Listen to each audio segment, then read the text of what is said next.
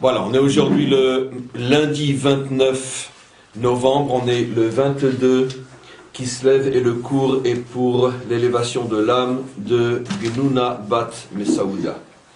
En tous les cas, on a conclu le cours d'hier en expliquant que finalement, la véritable identité du Dieu d'Israël qui est force et puissance, cette identité se voile au fur et à mesure que Israël s'installe dans le confort et la tranquillité. C'est l'éternel problème de notre peuple.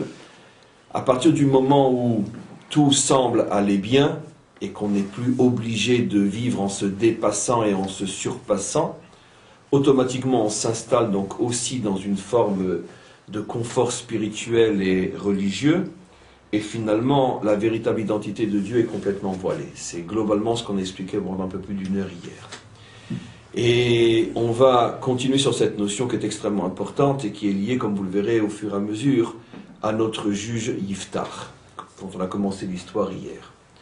En tous les cas, toujours dans l'esprit de ce qui a été expliqué, je vais continuer à approfondir cette notion. Vous savez que on a souvent expliquer et ramener ce que disent les maîtres d'Israël, que le monde d'en bas est le reflet du monde d'en haut. C'est-à-dire que tout ce qui existe en bas est porteur de messages qui nous permettent de mieux comprendre les principes fondamentaux qui régissent la relation entre Dieu et l'homme, ou entre Dieu et son monde.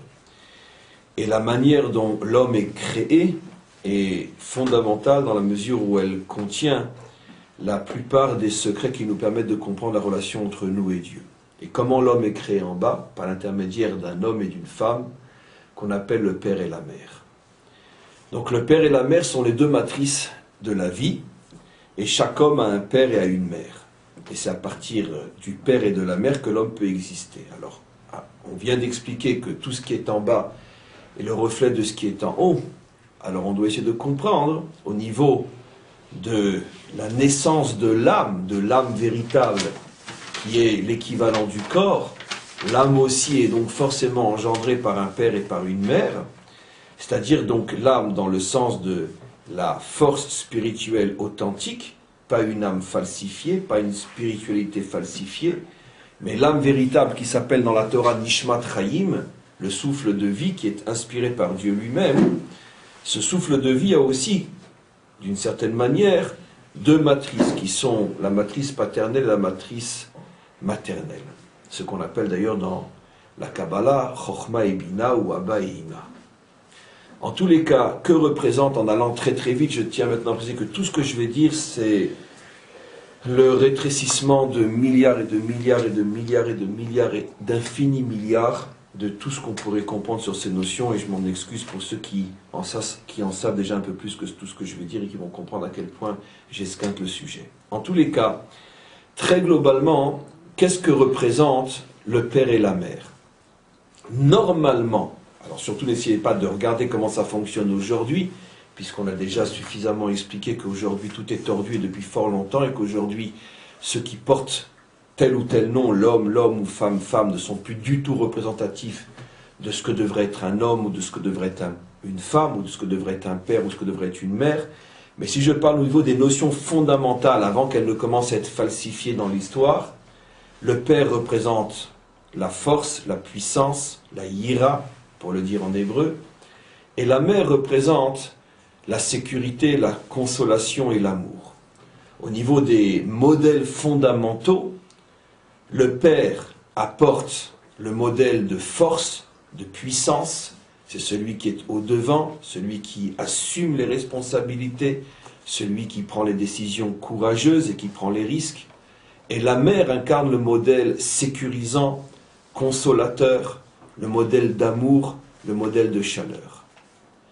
Maintenant, c'est vrai en bas, dans une famille normalement construite, le père doit incarner véritablement la force et la puissance, la mère doit incarner véritablement la consolation, la sécurité, la tranquillité.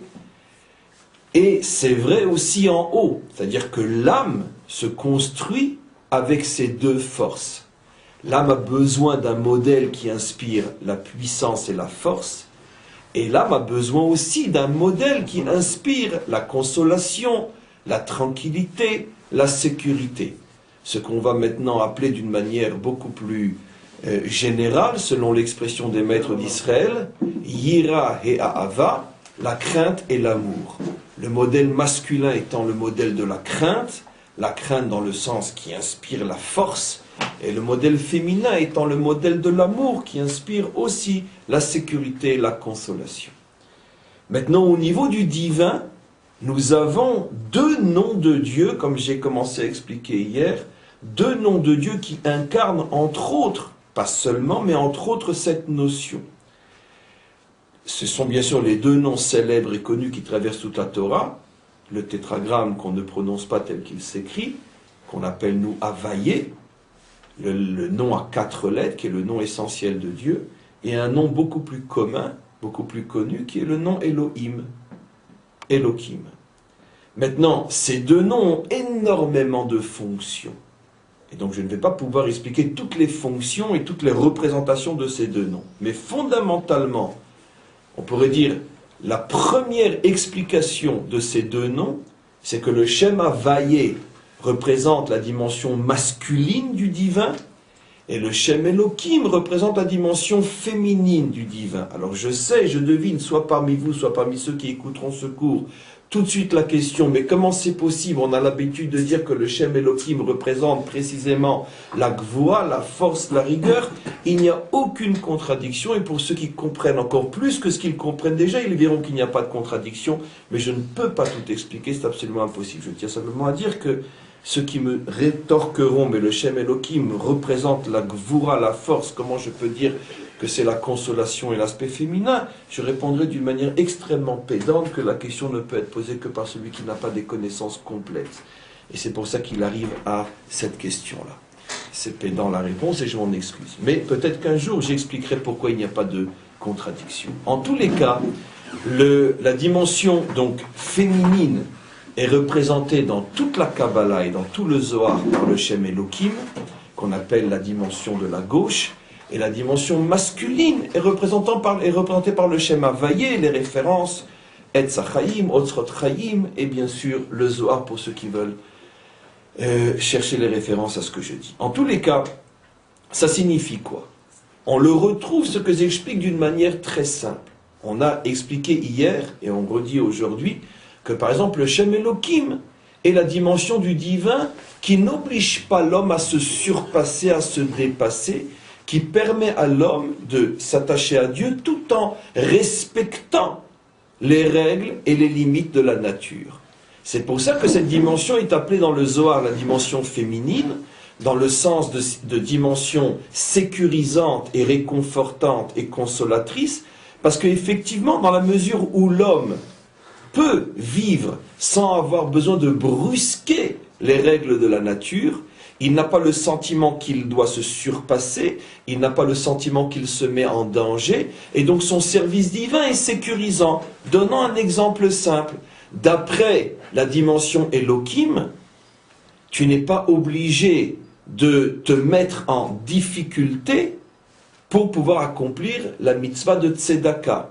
À partir du moment où, si tu dois aider quelqu'un avec ton argent, je prends toujours cet exemple parce que c'est celui qui nous parle le plus, parce qu'on est très proche de notre argent comme vous le savez, si tu dois aider quelqu'un mais que tu sens réellement d'après la logique que ça te met toi-même en difficulté et en danger, tu n'as aucune obligation d'après la dimension Elohim de le faire. C'est pour ça que la dimension Elohim prévoit que tu donnes le 10e et non plus. On estime qu'un homme qui gagne normalement sa vie, s'il donne le 10e, c'est impossible que ça le mette en danger. Maintenant, qu'est-ce qui se passe si tu as déjà donné ton 10e et que tu es maintenant comment on appelle, sollicité par quelqu'un qui est réellement dans le besoin? Tu peux l'aider, seulement ça va te mettre dans la difficulté. Tu n'es pas tenu de le faire. Mais si tu veux être un juif qui s'élève au niveau de la dimension Havayé, par exemple, tu es un chassid, un vrai, pas de nom et pas pour faire semblant, mais un vrai chassid tel que l'explique le Tanya, un chassid ne s'arrête jamais de faire le bien tant qu'il lui reste encore une goutte de souffle dans les poumons. Pourquoi? Parce que je suis sur terre que pour faire du bien.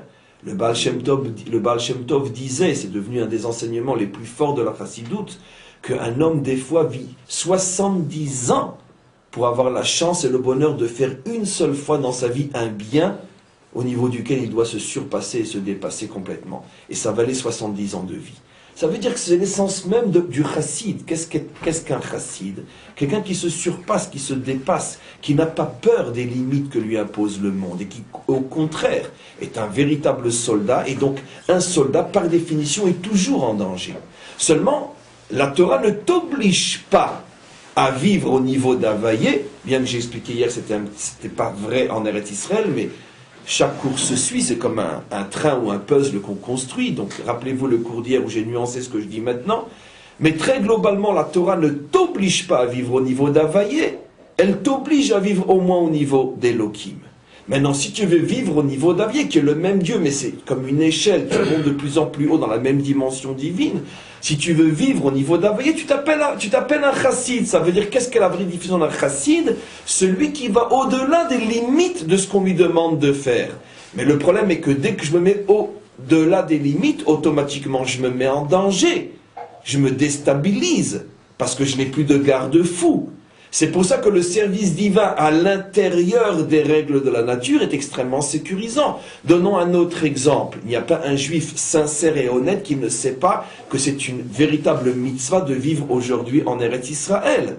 Maintenant, il y a deux manières d'accomplir cette mitzvah. Soit, selon le modèle d'Havaïe, je monte en Israël et je ne réfléchis pas, ou je ne réfléchis pas trop, et je sais que je prends des risques, je mets en danger ma parnassa et tout le reste, mais je dois monter et je monte et Havaïe ya Azor, ou bien je dis non, je monte en Israël quand je verrai qu'au niveau d'Elohim, je peux monter. Ça veut dire que j'ai véritablement préparé à l'avance toute la démarche jusqu'au point que je vais me retrouver dans la même situation là-bas qu'ici, et à ce moment-là, je vais monter.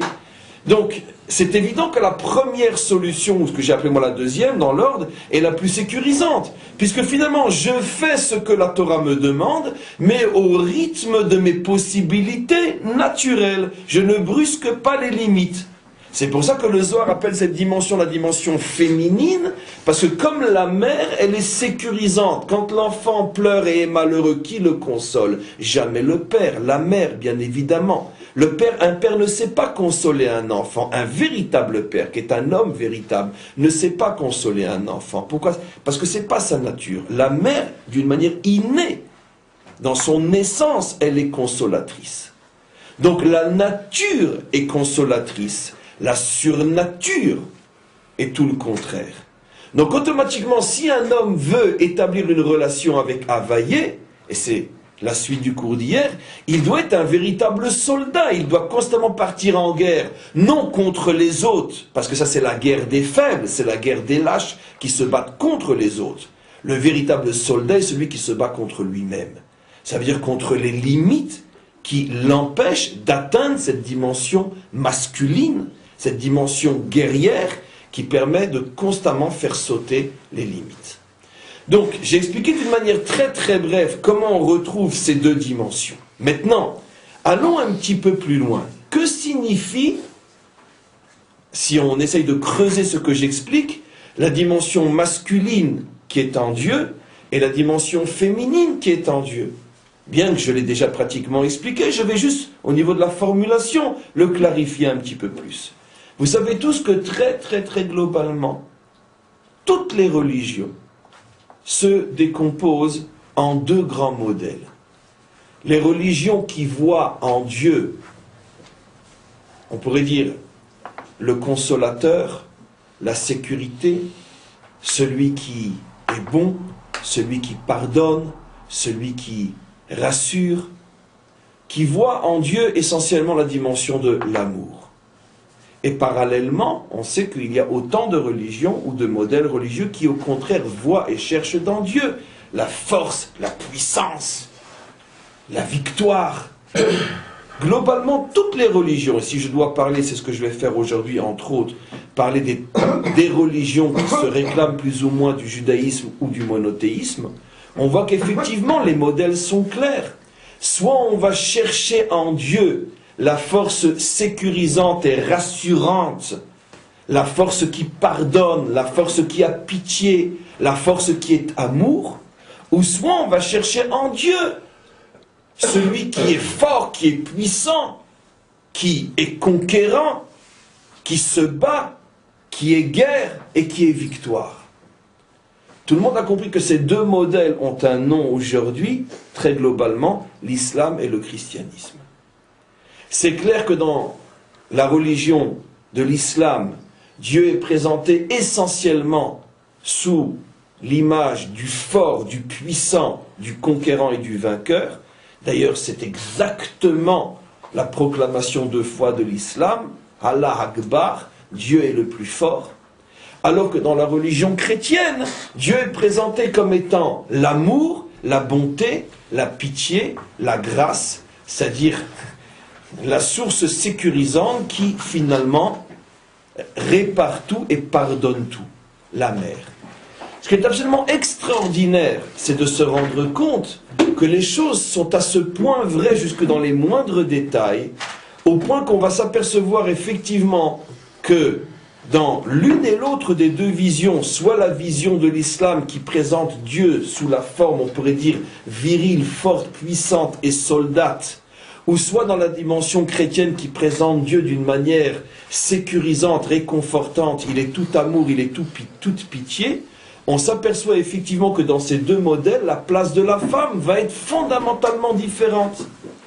Regardez, dans l'islam, la femme, finalement, a pratiquement disparu de la scène visible, bien sûr, au point que ce qu'on en voit finalement, c'est un voile. Le fait que l'on voile la femme, je tiens à préciser qu'il n'y a rien de péjoratif à ce que je dis, pas parce que j'ai peur de le dire, mais parce que je pense sincèrement qu'il n'y a rien de péjoratif à ce que je dis. Je ne suis pas en train de critiquer l'islam, je suis en train de, on pourrait dire, de mettre en évidence des mécanismes qui font partie intégrante de cette religion. Justement parce que le modèle religieux islamique présente Dieu sous la forme, on pourrait dire, masculine, guerrière, automatiquement la femme est complètement voilée. Ça veut dire qu'il y a une relation de cause à effet entre la manière dont on pourrait dire, je perçois Dieu, je perçois mon modèle, qui est un modèle masculin, donc tout ce qui est féminin est forcément voilé. Regardez à l'autre extrême, dans la religion qui voit Dieu du côté amour, pitié, sécurisant et sécurité, la femme est tellement mise en évidence qu'on le retrouve dans le modèle de la Vierge, qui finalement fait un enfant sans homme. Ça veut dire que l'homme n'a plus de place. Puisque comment faire un enfant sans homme?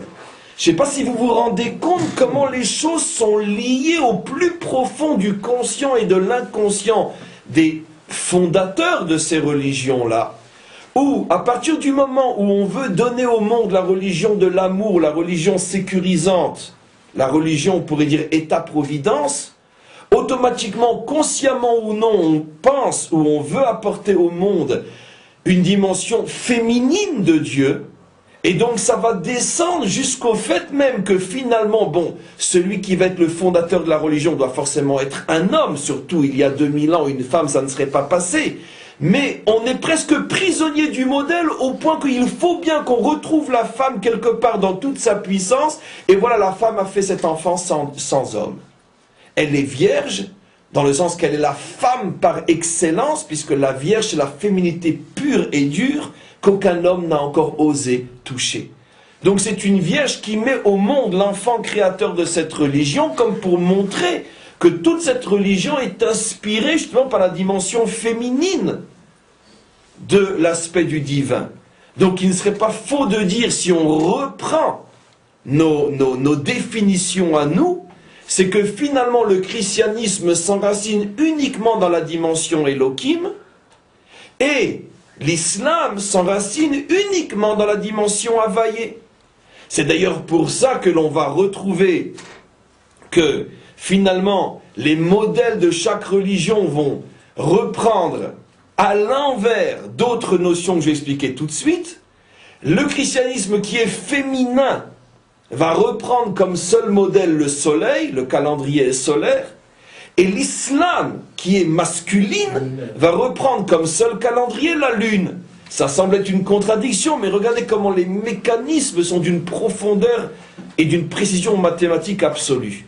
Mais non, je vais vous prouver que ce n'est pas une contradiction par un autre phénomène. Comment se fait-il que, puisque l'islam est masculin, comment se fait-il que la femme est voilée, on vient d'expliquer, mais comment se fait-il qu'au contraire, que la définition même de l'homme véritable dans l'islam, c'est celui qui a de nombreuses femmes, jusqu'au rêve ou au mythe des 1001 nuits, qui est une production, on pourrait dire, de l'islam. Comment se fait-il qu'au contraire, puisque la femme est voilée, on représente l'homme accompli comme étant celui qui a énormément de femmes? Or, on voit que dans le monde chrétien, c'est exactement le contraire, puisque l'homme véritable, celui qui est le modèle, donc le prêtre, qui représente d'une certaine manière sur terre ce à quoi on croit, le prêtre ne se marie pas. Ça veut dire que le représentant de la religion de l'islam, au contraire, va être toujours accompagné de nombreuses femmes, même si elles sont très pudiques et voilées et de côté, mais elles sont là. Alors qu'au contraire, le représentant du monde chrétien va être représenté sans femme. Alors comment c'est possible? Je viens d'expliquer justement que le christianisme, c'est le modèle féminin dans Dieu. Donc à la rigueur, le prêtre devrait avoir plein de femmes. Et puisque l'islam, c'est la dimension masculine dans Dieu, donc l'imam ou celui qui représente l'islam devrait au contraire ne pas se montrer ou ne pas faire savoir qu'il a des femmes. Mais en vérité, la contradiction n'en est pas une, puisque c'est exactement le contraire qui est vrai, ou plutôt ce phénomène est la conséquence du premier. À partir du moment où dans le christianisme, la femme est sublimée, puisqu'elle doit être vierge pour donner la vie, donc automatiquement, c'est une propriété gardée, l'homme ne peut pas s'approcher. La femme qui a eu le mérite de mettre au monde le sauveur est forcément une femme qui ne se laisse pas toucher par les hommes. Automatiquement, ça dénote, et ça va poursuivre la chrétienté pendant toute l'histoire jusqu'à aujourd'hui, ça dénote, j'ouvre une parenthèse, vous êtes en train de vous demander, mais qu'est-ce qu'il fait avec Iftar? Mais où il veut nous amener? Quand vous comprendrez pourquoi. Et donc, ça dénote d'une certaine manière une exagération dans le rôle, dans la place de la femme, au point que finalement, dans le monde chrétien, l'homme a peur de la femme. L'homme a peur de la femme, l'homme ne sait pas gérer la femme.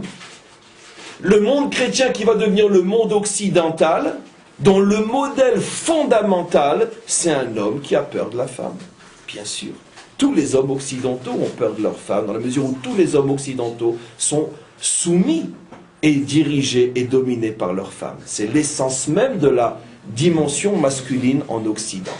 Donc finalement, on a commencé d'une certaine manière à donner une place exagérée à la femme parce qu'on voulait créer une dimension féminine, et on se retrouve dans une civilisation où l'homme fond littéralement devant la femme, soit ils font dans le sens de la sexualité, quand tu vois une femme, ils craquent, soit ils font dans le sens que finalement ils n'arrivent pas à établir une relation avec la femme. Et c'est pour ça que le prêtre ne se marie pas. Pourquoi il ne se marie pas? Parce qu'il a peur de la femme. C'est beaucoup plus facile avec des petits-enfants. Et donc automatiquement, c'est pas la peine de rire, c'est moi qui prends les risques. Et après c'est vous tous qui allez y passer aussi. Et donc oui, mais vous on vous voit pas, il n'y a que moi. C'est pas grave. En tous les cas, le refus du mariage vient tout simplement d'une peur véritable de la relation avec la femme. C'est beaucoup plus facile avec sa bonne dans les temps antiques ou avec les petits-enfants aujourd'hui. Pourquoi? Parce qu'il n'y a pas de relation qui s'établit. En vérité, ce n'est pas la femme en tant que telle qui fait peur, mais c'est le mariage qui crée des obligations et qui crée finalement une relation d'égal à égal.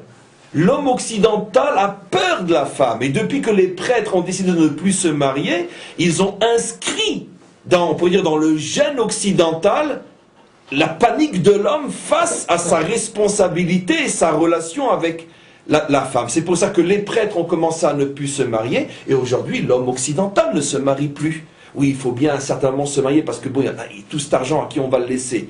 Mais c'est pour les besoins, on pourrait dire, du compte en banque, plus que pour les besoins réels de la dimension masculine qui doit s'affirmer par une épouse et par des enfants.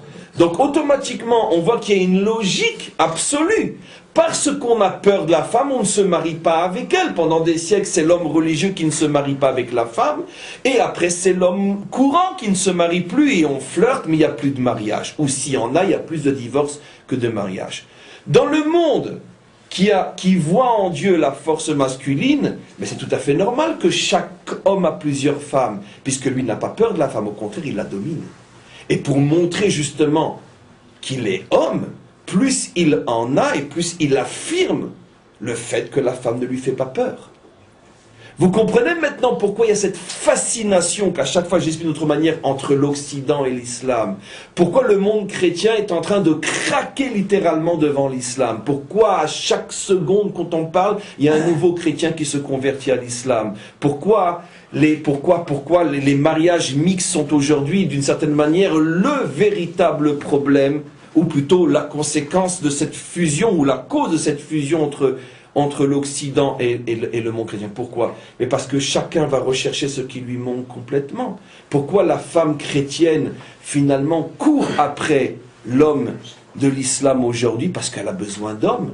La femme en général, et surtout la femme occidentale, a été privée d'hommes depuis des siècles, voire des millénaires. Et elle retrouve dans l'islam l'homme véritable, l'homme qui est capable de lui montrer le modèle de du véritable masculin. Donc c'est pour ça qu'il y a de plus en plus de mariages mixtes ou de conversions tout simplement. Parce que quand tu es arrivé aux extrêmes, tu as besoin de retrouver ton identité. Et aujourd'hui, le seul modèle identitaire acceptable par la femme chrétienne, c'est l'homme de l'islam, qui est le seul qui est encore appelé et qu'on peut appeler un homme aujourd'hui. Donc automatiquement, qu'est-ce que je veux dire par là? Je veux dire par là que finalement, de la même manière qu'on ne peut pas avoir un enfant sans un véritable mariage entre un homme et une femme, on ne peut pas avoir de religion vraie sans une véritable union entre les deux dimensions divines que nous appelons nous Hachem et Elohim. Une religion qui n'a que Elohim ou une religion qui n'a que Hachem, une religion qui ne voit dans Dieu que l'amour, ou une religion qui ne voit dans Dieu que la force, ressemble finalement à une religion célibataire, soit célibataire parce que c'est une vieille fille, soit célibataire parce que c'est un vieux garçon. Donc je dirais d'une certaine manière que l'islam se présente sous la forme, au départ, d'un célibat du côté masculin. On ne veut voir dans Dieu que la dimension de la virilité. Et si on a des femmes sur terre, ce n'est que pour mieux montrer que finalement, il n'y a que le masculin qui a le droit à la parole, puisque la femme est voilée. Et l'autre dimension, celle qui cherche l'amour, la pitié et la grâce, finalement est une religion vieille fille. Finalement, ça fait 2000 ans que l'on vénère une vierge qui ne s'est toujours pas mariée. Donc c'est une religion vieille fille qui fait finalement du célibat féminin le modèle fondamental. C'est pour ça que finalement, les femmes ne se marient plus. Je ne sais pas si c'est les hommes qui ne se marient plus en Occident ou les femmes, mais d'après ce que j'explique, le problème vient au départ du fait que la femme ne se marie plus. Pourquoi? Parce que se marie avec qui? Elle n'a plus d'homme en face d'elle. Et donc, automatiquement, c'est le problème de cette vierge qui, depuis 2000 ans, finalement, n'a toujours pas connu d'homme et ne s'est pas encore mariée. Alors maintenant, évidemment, où doit se placer, en théorie du moins, la Torah? La Torah, tout simplement, va dire que l'identité véritable de l'âme, c'est celle qui est produite par un père et par une mère. Ça veut dire qu'il y a effectivement la dimension masculine en Dieu. Dieu est force, Dieu est homme, Dieu est masculin, pardon, Dieu est viril, Dieu est combattant, Dieu est soldat. Le cours d'hier, Hachem Ish Milchama, on le dit clairement, il est le Dieu, un homme de guerre. Mais d'un autre côté, on a toute la dimension, bien sûr, de l'amour, la dimension sécurisante, la dimension consolatrice. C'est pour ça qu'il est aussi féminin. Et l'union des deux est finalement tout le projet de l'histoire d'Israël. Comment va-t-on réussir à trouver un Dieu qui est un Dieu un, Hachem Echad, et que signifie un Dieu un? C'est qu'il est à la fois Havayé, il est à la fois Elohim. Hachem hu ha-Elohim, Hachem hu ha-Elohim, Hachem hu ha-Elohim, Hachem hu ha-Elohim. Combien de fois on le dit 7 fois? à la fin du Yom Kippour. À la fin du jour du grand pardon, nous proclamons 7 fois Dieu est Elohim, Havaye est Elohim, Havaye est Elohim, comme pour dire c'est à cause de nos fautes que nous n'arrivons pas à faire le lien entre les deux dimensions. Ça veut dire que les religions qui ne connaissent que soit la dimension masculine, vieux garçon, soit la dimension féminine, vieille fille, sont des religions de la faute. Et c'est pour ça que nous aussi, nous ne sommes autorisés à proclamer Dieu comme étant Hachem Elohim que lorsque nous sortons de Kippour, ou au moins pendant quelques minutes, nous sommes censés retrouver la véritable dimension de Dieu. Et d'ailleurs, vous verrez que c'est ce que la Torah nous dit clairement dans le récit de la faute. Jusqu'à la faute, depuis la création de l'homme, jusqu'à la faute, Dieu est appelé Hachem Elohim. Regardez tous les versets, les deux dimensions sont ensemble. Et dès que la faute commence, on n'a plus que ou Hachem ou Elohim. On n'a plus jamais Hachem et Elohim ensemble. Dès que le Nachash vient et parle à la femme avant même qu'elle faute, ce n'est plus que Elohim. Et après la faute, c'est soit Hachem, soit Elohim. On ne retrouvera plus jamais les deux. Comme pour dire que finalement que toutes les religions célibataires sont nées avec la faute d'Adam Arishon.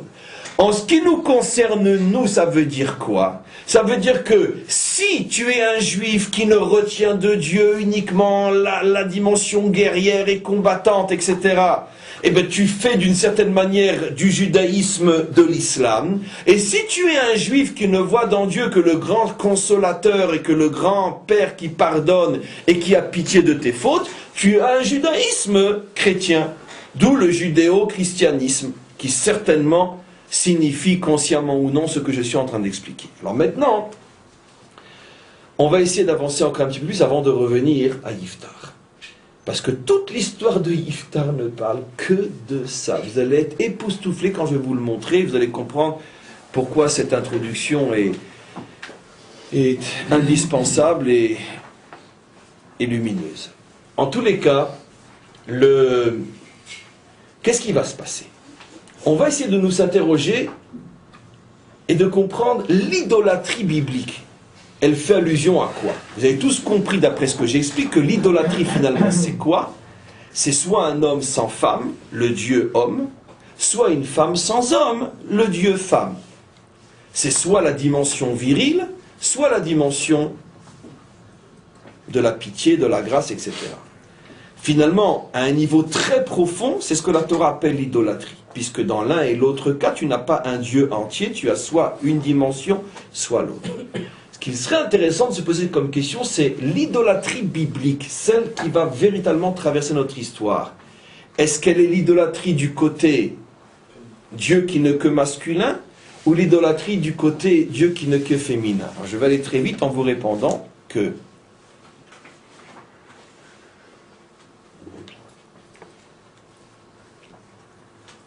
l'idolâtrie dont parle pratiquement toujours la Torah, et simplement il faut savoir décoder pour son compte au niveau du shoresh de la racine à quoi fait allusion la Torah. L'idolâtrie dont parle la Torah, celle qui est la nôtre, et on va tout de suite comprendre que finalement l'histoire a donné raison à ce que j'explique, qui n'est que ce que la Torah dit, et l'idolâtrie féminine. Ça veut dire Dieu féminin plus que masculin, comme je vais vous expliquer tout de suite, comme j'ai commencé à dire hier. La véritable faute d'Israël, c'est de chercher en Dieu la dimension féminine et non la dimension masculine. C'est pour ça qu'on verra dans notre histoire que Israël, le peuple juif, n'a jamais été attiré par l'islam et a une attirance, une fascination pour la chrétienté qu'on ne peut même pas expliquer puisque la chrétienté est un pur produit made in Israël. Et jusqu'à aujourd'hui, l'attirance entre ces deux civilisations chrétiennes, juives ou occidentales et juives est présente et forte alors qu'il n'y a jamais eu d'attirance dans l'autre sens. Et pourquoi? Pourquoi je dis que finalement l'idolâtrie dont parle la Torah fait allusion à la dimension donc féminine de Dieu, la dimension Elohim? D'abord, on va le dire d'une manière très technique. Comment est appelée l'idolâtrie dans la Torah? Elohim Acherim. C'est toujours le mot Elohim. C'est intéressant, vous connaissez tous la question que demandent les maîtres d'Israël, que j'ai rapporté des dizaines de fois. Est-ce qu'on n'avait pas un autre nom dans la Torah pour appeler les idoles? Oser prendre l'un des deux noms de Dieu et en faire le nom des idoles? C'est une question qui est demandée dans le Talmud. Vous imaginez un homme qui appelle son chien du nom de son Dieu? C'est ce que le Talmud dit. Eh bien, c'est ce que la Torah fait avec elle-même. Comment peut-elle appeler l'idole du nom d'Élohim? Puisque la première fois et pendant longtemps, lorsqu'on parle d'Élohim dans la Torah, c'est toujours du Dieu, du vrai. Comment ce nom peut après devenir le Dieu le nom qu'on va donner aux idoles? La Torah pouvait très bien inventer un autre nom. D'ailleurs, elle en donne d'autres noms. Élilim, ou d'autres noms. Un nom qui revient souvent. Elle, c'est aussi un nom de Dieu. Mais Élilim, qui est un nom, disons, qui n'est donné qu'aux idoles. On ne verra jamais le mot Élilim pour Dieu. Mais El, Elohim, sont des noms de Dieu, du vrai Dieu. Donc, effectivement, le Talmud dit que ça ressemble à donner finalement le nom de Dieu, pas le nom de Dieu, le nom de son père à son chien. C'est comme si un fils avait un chien, il l'appelait du nom de son père. Mais le problème, c'est qu'un fils, on sait très bien qu'il est capable de faire ça. Mais pourquoi finalement Dieu se le fait à lui-même, puisque c'est lui qui nous a donné la Torah? Pourquoi ça donne-t-il son nom aux idoles? La réponse est bouleversante, parce que la Torah veut nous faire comprendre ce qu'est l'origine de l'idolâtrie. La Torah, comme je vous l'ai dit, parle toujours de l'origine des choses, de la cause et rarement de l'effet.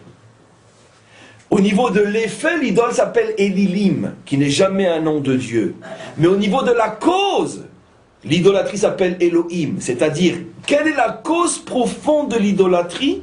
Le fait que l'homme ne sert que Elohim et non Havaïe. Ça veut dire qu'il veut un Dieu sécurisant et non un Dieu qui lui demande de se surpasser. Un Dieu tranquille et non un Dieu de guerre. Ça veut dire quoi?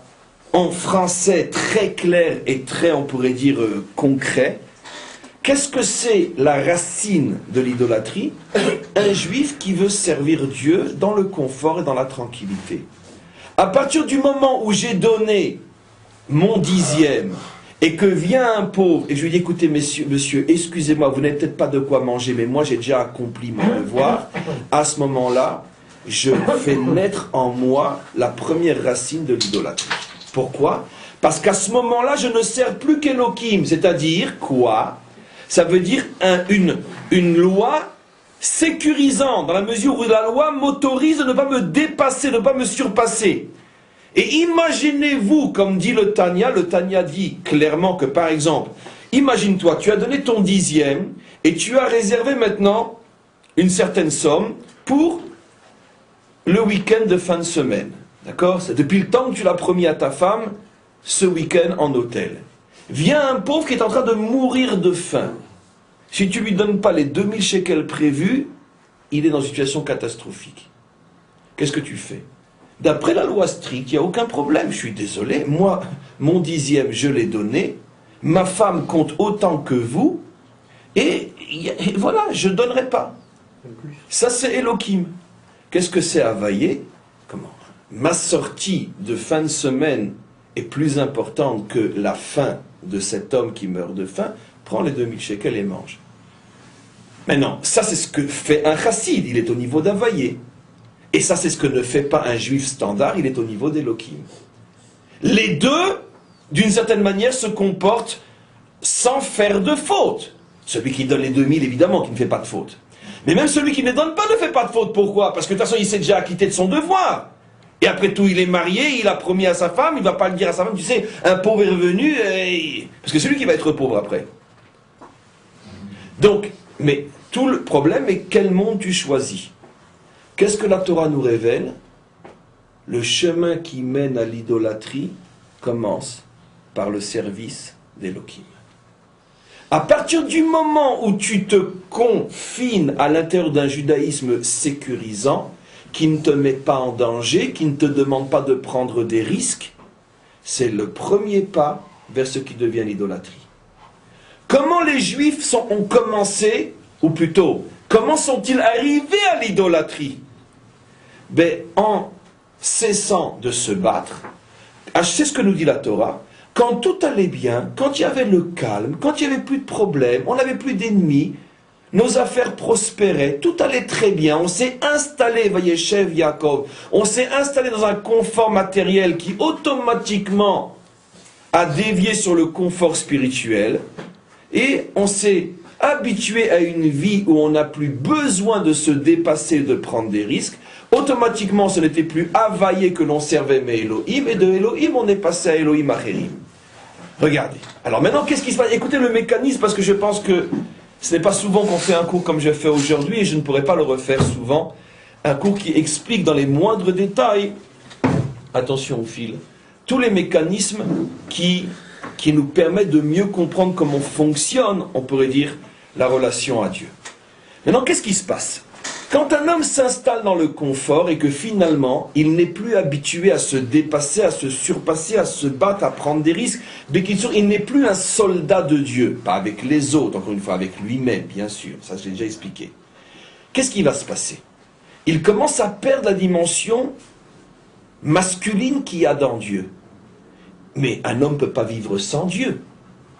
Alors qu'est-ce qu'il va faire? Regardez le mécanisme. Regardez le mécanisme. Et bien petit à petit, comme un homme ne peut pas vivre sans Dieu, et bien sa relation avec Dieu va dévier vers le féminin. Finalement, il va voir dans Dieu quoi? L'amour, la bonté, le bon Dieu. Le bon Dieu, l'expression bon Dieu, vous savez qu'elle est complètement étrangère à l'islam. Le bon Dieu est une expression occidentale. Même si c'est devenu aujourd'hui une expression de tout le monde. Le bon Dieu, il est gentil, il est bon, il pardonne, il a pitié, il est amour.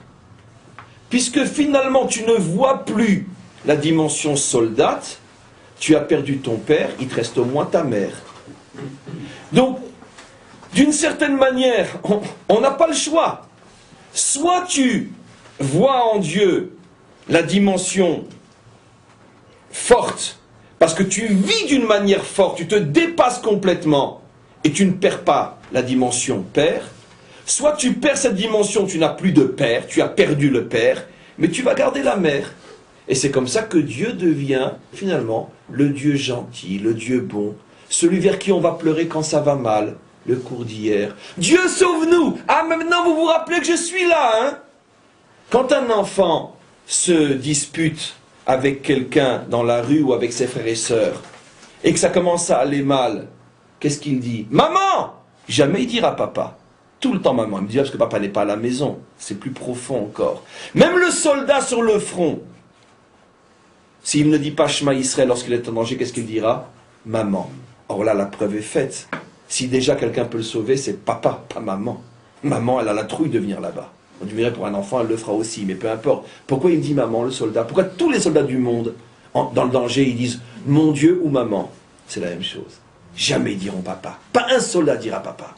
Mon Dieu ou maman. Comment c'est possible? C'est la même chose. La preuve est faite, j'ai gagné. Parce que pour lui, Dieu est la mère, ou la mère est Dieu. Ça veut dire que je ne l'appelle que quand j'en ai besoin. Pour me sauver, pour me tranquilliser, pour me rassurer, pour me sécuriser. Dieu, sécurité sociale. Maman, sécurité familiale. C'est exactement de ça qu'on parle. Maman ou Dieu. C'est le fondement même de l'idolâtrie. Alors maintenant, qu'est-ce qui va se passer? À partir du moment où je me répète, c'est pas grave, je ne me dépasse pas, je ne me surpasse pas, je suis dans mon petit confort religieux et social, tout va bien, grâce à Dieu, mes affaires prospèrent, mon bon Dieu aussi, la sécurité, la bénédiction, la santé, la femme, les enfants, grâce à Dieu, tout est pour le bien. À ce moment-là, qu'est-ce qui se passe? Je ne peux pas vivre sans Dieu, mais mon Dieu devient une mère. Mais le problème, c'est que la nature a horreur du vide. L'homme a quand même besoin de modèles forts. Parce que, quoi qu'il en soit, l'homme est né aussi d'un père. Donc, si Dieu n'est plus ton père dans le sens de fort, Dieu n'est plus que ta mère dans le sens d'amour, alors qui va jouer le rôle du fort et du puissant? T'inquiète pas, pour ça il y a des intermédiaires. Et vous avez tout compris. Baalim ve'ashterot. Qu'est-ce qu'elle est forte, notre Torah. Et qu'est-ce que je sais bien expliquer? J'explique. J'ai le droit de rire de moi, non? Très bien. Je suis obligé de le faire, parce que sinon vous vous rendez plus compte. C'est pas grave. C'est pas grave. Ça, c'est mes comptes avec moi-même, avec le bon Dieu. C'est pas grave. Un jour, vous comprendrez. Donc, qu'est-ce qui se passe? Comment s'appellent les idoles dans la Torah? Et surtout, dans le redébut de Yiftar. Béalim ve'ashterot. Les patrons et les riches. Les puissants et les riches. Ashtaroth veut dire les riches, Béalim les patrons. Ben quand Dieu est devenu une petite fille, mais l'homme ne peut pas vivre sans modèle de force et de puissance. Et bien quand c'est plus Dieu qui joue ce rôle, mais t'inquiète pas, il y a suffisamment d'intermédiaires pour jouer ce rôle. Et donc les modèles de force et de puissance, on va les retrouver où? Ben chez tout ce qui inspire dans les intermédiaires, et Dieu sait qu'il y en a, car combien y en a-t-il? La force, le pouvoir et la richesse. Et puis, à des époques où on arrivait à ressentir ça au niveau des astres et des forces intermédiaires, et ben on vénérait ces forces. Aujourd'hui, comme on est complètement retombé au niveau de rien du tout, et ben c'est les forts et les puissants et les riches concrets, les hommes. On vénère les hommes.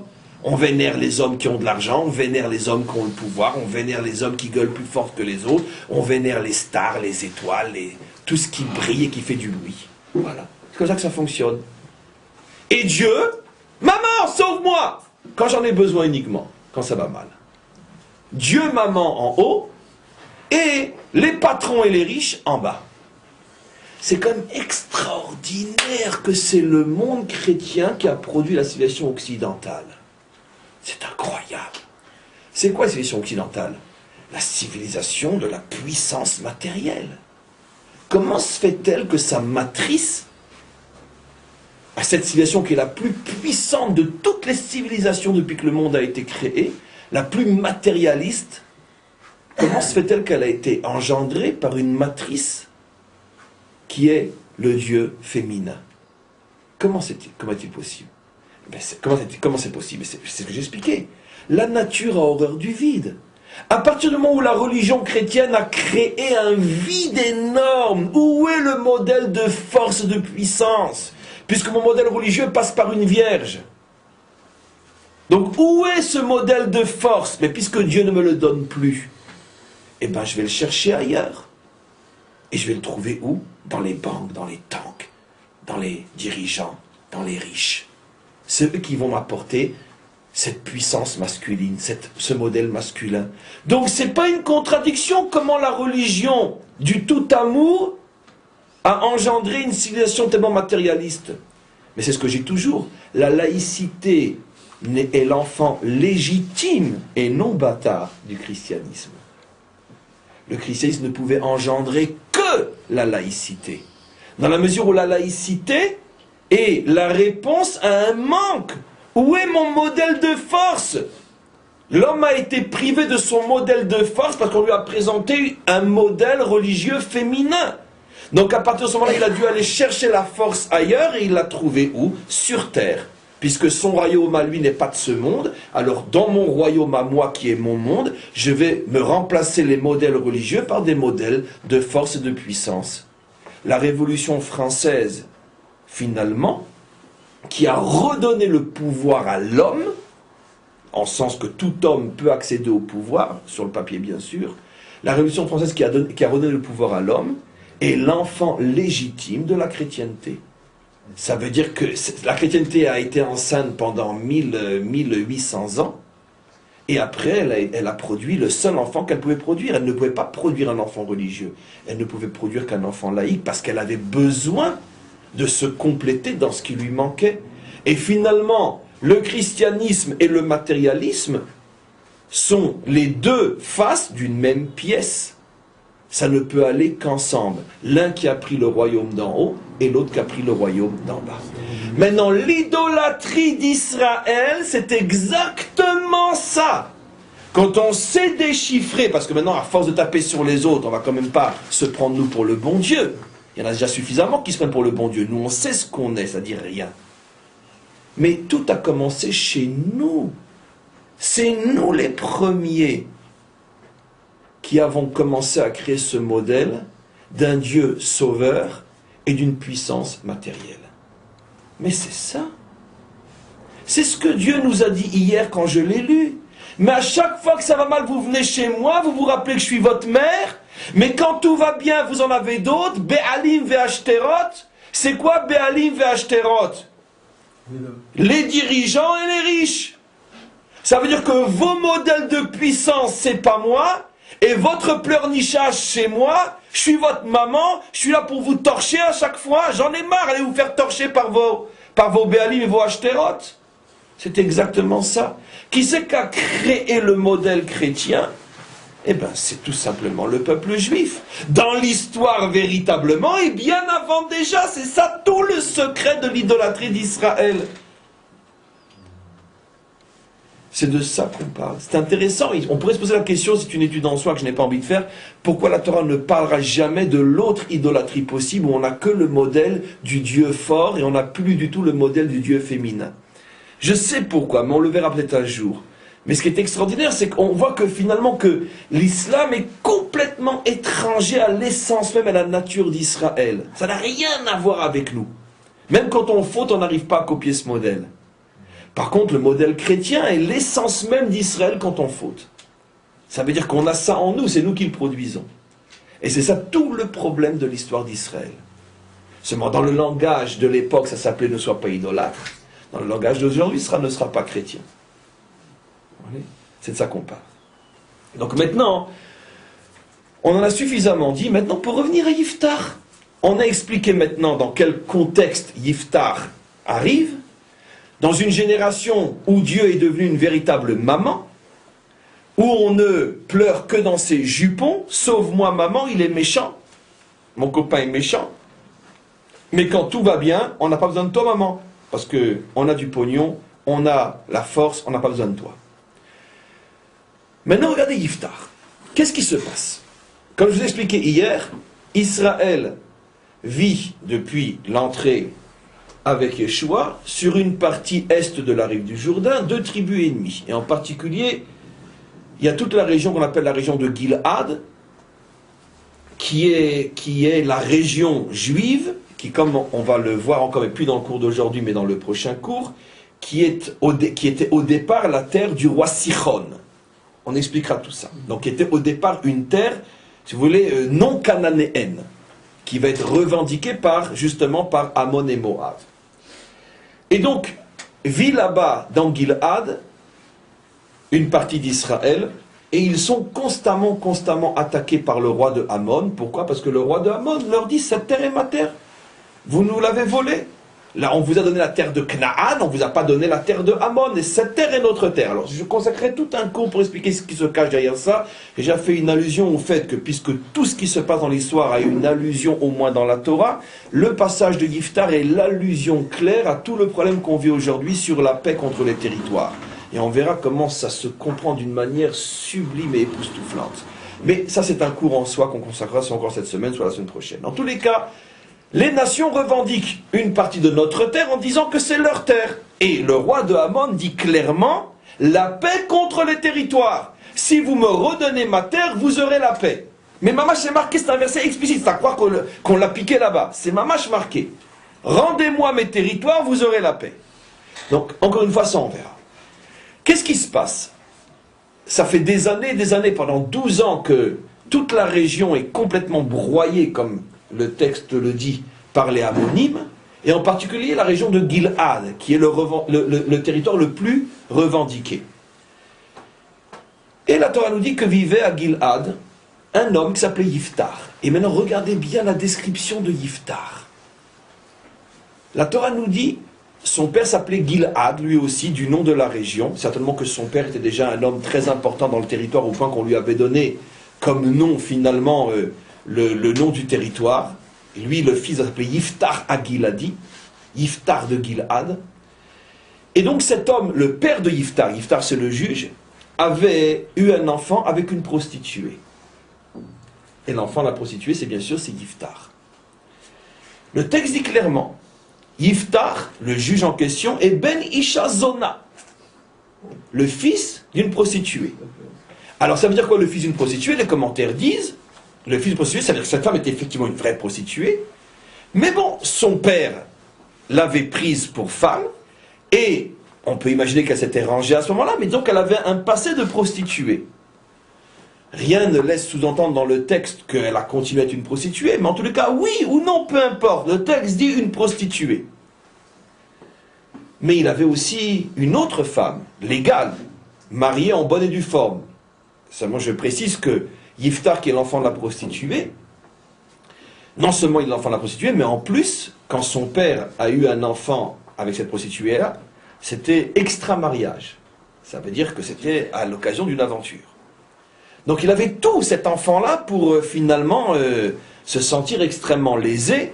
Hein, on connaît la chanson « Mon père alcoolique et ma mère prostituée ». Ma mère, on connaît donc ce genre d'enfant, on sait que ils ont mille et un prétextes pour se laisser aller et finalement ne pas se prendre en main. Ce qui va être tout le contraire avec Yiftar, bien sûr. Il va être le modèle du tikkun de ce genre d'enfant. Donc une mère prostituée. Et un père, pas trop, puisqu'il l'a eu avec cette femme-là, extra-mariage. Mais ce père est marié. Et il a donc une femme, ou de nombreuses femmes, légales, à cette époque-là, on peut avoir de nombreuses femmes, et il a de nombreux enfants. Et quand le père va quitter ce monde et qu'on va devoir parler d'héritage, d'après les lois de l'héritage jusqu'à aujourd'hui, même un enfant qui est né d'un homme, mais extra-mariage, d'accord, a le droit à l'héritage autant que les enfants d'un vrai mariage. Aussi bizarre que soit cette loi, l'héritage va d'après la paternité et non d'après la légalité du mariage. À partir du moment où c'est mon père autant que votre père, c'est vrai que ma mère était une prostituée, c'est vrai qu'il n'était pas marié avec ma mère, mais c'est mon père, car la filiation va d'après la réalité physique qu'il m'a fait, lui, avec cette femme, de la même manière qu'il vous a fait avec une autre femme. L'action n'est pas différente avec une femme et une autre, et la légalité de l'action ne change rien par rapport à la force de la filiation au niveau des enfants. C'est un chidouche d'ailleurs qu'on pourrait expliquer, qu'on pourrait d'ailleurs approfondir, qui est extrêmement profond de sagesse. Pourquoi la Torah ne veut pas faire dépendre, on pourrait dire, la force de l'enfant du mariage des parents, pour montrer qu'il y a quelque chose dans la relation parent-enfant qui est au-delà de la relation père-mère. Même si la relation père-mère n'est pas totale et légale, ils ne sont pas mariés, les enfants restent de vrais enfants. Donc tout ça pour dire que Yiftar était le vrai fils de son père autant que les enfants des femmes légales, mais ça c'est sur le papier, comme vous savez. Quand on est arrivé à parler de l'héritage, la majorité a pris le dessus sur le minorité. Ils lui ont dit, toi, le fils de la prostituée, va te faire voir, si tu oses approcher, on te dégomme. Et ils l'ont chassé, ils l'ont même menacé de mort, et finalement ils ont partagé les biens du père entre enfants légaux, et ils ont chassé cet enfant-là très vite. Donc cet enfant-là, Yiftar, commence très mal. Parce que vous imaginez, toute sa vie, il porte sur lui le fait qu'il avait une mère pas très je ne sais quoi. En plus, il porte le fait que son père était aussi un je sais pas trop quoi pour se faire un enfant avec une prostituée. En plus, ça s'est jamais calmé. On n'a pas cessé de lui rappeler qu'il était le fils d'une prostituée. Puisqu'au moment où il y a eu l'héritage, et qu'il est venu réclamer sa part, on lui a dit, toi, le fils de la va te faire voir. Qu'est-ce qu'il a fait Yiftar? Il est allé à ce moment-là voir les juges de la ville, les skénim. Il leur a dit, écoutez, je ne comprends pas. Que mes frères ne veulent pas partager avec moi, bon, je peux comprendre. Au moment où on doit partager, déjà entre frères légaux, il y a des disputes. Alors entre les frères légaux et le fils d'une prostituée, vous imaginez. Ils sont en train de me dire, eh ben, prouve que tu n'es pas le fils d'un autre. Bon, peu importe. C'est d'ailleurs la raison pour laquelle le fait que ça n'a jamais été dit, tu es peut-être le fils d'un autre, c'est la preuve comme quoi, à partir du moment où il l'a pris, elle a cessé d'être prostituée. Parce que sinon, ils auraient pu très bien lui dire, tu es le fils d'un autre. On ne sait pas ce qu'ils lui ont dit, lui, tu es le fils d'une prostituée, donc tu ne mérites pas d'hériter parmi nous. Ça, pour la petite rectification. En tous les cas, peu importe. Il a été se plaindre au tribunal, et il leur a dit, écoutez, intervenez. Vous êtes quand même les maîtres de la Torah, vous devez intervenir. Et les maîtres de la Torah lui ont dit, écoute, tu sais, finalement, ton père, tes enfants, c'est une famille illustre, Giladi, avec le nom qu'ils ont. Tu ferais mieux de te faire oublier après tout. Tu sais pas, si vraiment tu aimes ton père et ta famille, tu ferais mieux de disparaître. C'est pas très honorable que constamment on rappelle ce qu'a fait ton père à cause de toi. Donc dégage, ils lui ont dit. Donc le pauvre, il n'a pas eu de chance. Une mère prostituée, un père alcoolique, des frères qui l'ont repoussé, une ville qui l'a chassé. D'accord? Et bien ça, effectivement, ça l'a marqué. Qu'est-ce qu'il a fait, dit le texte? il a quitté le pays, et puis il a, pas le pays, le territoire, il est resté en Israël. Il s'est installé dans un autre endroit, et puis là-bas, il a commencé à quoi? À devenir un délinquant. Et la Torah dit clairement qu'il a commencé à diriger une bande d'anashim rekim, de petits voyous, qui faisaient les 400 coups du matin au soir. Mais le schéma classique. Enfin, monsieur le juge, il faut être indulgent quand même. C'est vrai, quoi. Mais enfin, si vous aviez eu sa mère et son père et ses frères et sa ville, qu'est-ce que vous espériez? Qu'ils deviennent docteurs en je ne sais quoi? Ils pouvaient devenir que chef de bande et casseur de gueule ou de voiture. C'est ce que va devenir Yiftar. Un petit voyant. Il va devenir juge. Un petit voyou, Yiftar. Pas de père, pas de mère, pas de frère, pas de milieu social. Un voyou. Vaitlaktu elav anashim rekim. Pour celui qui a une oreille qui résonne comme elle doit résonner. Vaitlaktu. Il n'y a pas marqué Veitasvu, se sont rassemblés autour de lui des voyous. Vaitlaktu. Ça veut dire que quoi? C'est lui qui allait les pêcher. Il dit, où tu viens, où je te casse. Ça veut dire que c'était même pas un homme qui a attiré les voyous. Il allait les chercher. Il s'est constitué une bande en menaçant les codes, c'est-à-dire que tu vas et tu prends et tu cueilles. Il faisait la nuit des rondes, et puis quand il voyait quelqu'un qui pouvait se mettre ensemble, il disait, allez, tu viens, hein? Allez, viens, allez, je te promets les filles, l'argent, machin, et viens, ça sera super avec moi. Il était constamment à la recherche de nouveaux voyous pour se constituer sa bande. Donc un vrai voyou. Voilà cet homme qui va tout d'un coup devenir le juge d'Israël. Et bien sûr, pour en savoir plus, il faudra bien sûr revenir demain. Je vous laisse sur le suspense et vous verrez demain qu'est-ce qu'on va faire de tout ça. Be'ezrat Hashem.